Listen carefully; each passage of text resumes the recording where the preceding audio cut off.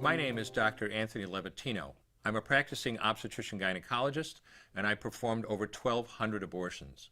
Today I'm going to describe a first trimester medical abortion.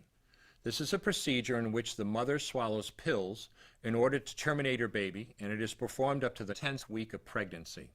The procedure involves 2 steps. Step 1.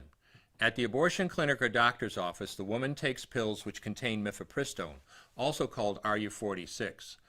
RU46 blocks the action of a hormone called progesterone. Progesterone is naturally produced in the mother's body to stabilize the lining of the uterus. When RU46 blocks progesterone, the lining of the mother's uterus breaks down, cutting off blood and nourishment to the baby, who then dies inside the mother's womb.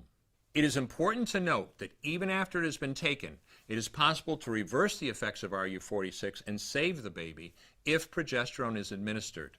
The sooner, the better. Step 2. 24 to 48 hours after taking RU46, the woman takes misoprostol, also called Cytotec, that is administered either orally or vaginally. RU46 and misoprostol together cause severe cramping, contractions, and often heavy bleeding to force the dead baby out of the woman's uterus. The process can be very intense and painful, and the bleeding and contractions can last from a few hours to several days. While she could lose her baby any time and anywhere during this process, the woman will often sit on a toilet as she prepares to expel the child, which she will then flush. She may even see her dead baby within the pregnancy sac. At 9 weeks, for example, the baby will be almost an inch long, and if she looks carefully, she might be able to count the fingers and toes. After she has disposed of her baby, the woman may have bleeding and spotting for several weeks.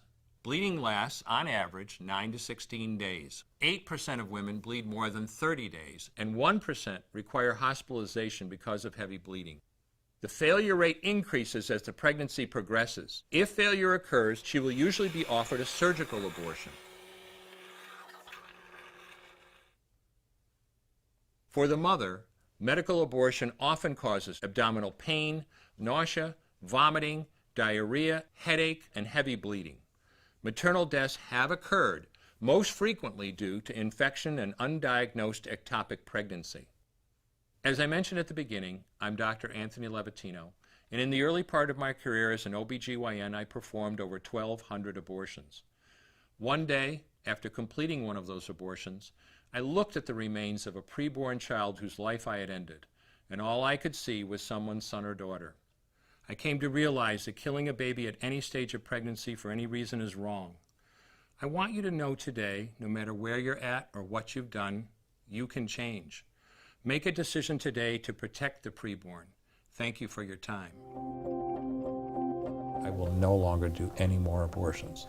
When you finally figure out that killing a baby that big for money is wrong, that it doesn't take you too long to figure out it doesn't matter if the baby is this big or this big or this big or maybe even this big, it's all the same. And I haven't done any since then, and I never will.